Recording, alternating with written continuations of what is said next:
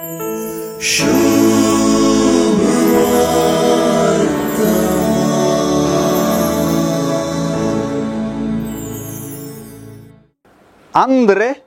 आणि अन्यकल्या शिसाक पहिले जेजूची वळख लाभली. उपरांत आंद्रेनं आपल्या बाबा पेद्रूक जेजूची वळख दिली आणि ताका जेजूशी हाडलो.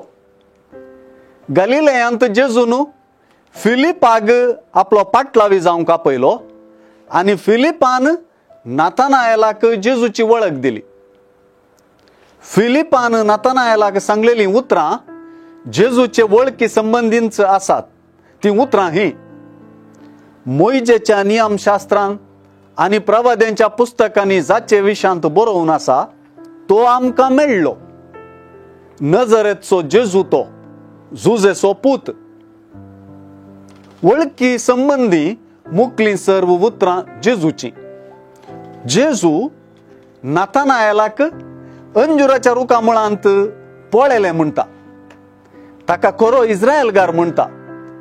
आणि शेकी जेजू मेस्त्री तूं देवाचो पूत म्हणून वळखल्या नातानाएलाक सतत हांव तुमकां सांगता सर्ग उक्तो जाल्लो आणि मनशा पुताचेर देवाचे दूत चढलेले देवलेले तुम्ही देखतेल्यात म्हणटा.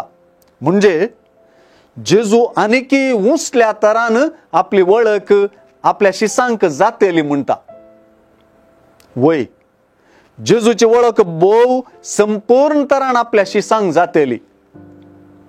ही आईचे सुवार्थेंतली केवळ वळखीची एक सुरवात मात्र. वर्ती महत्कार्यां ते देखतले.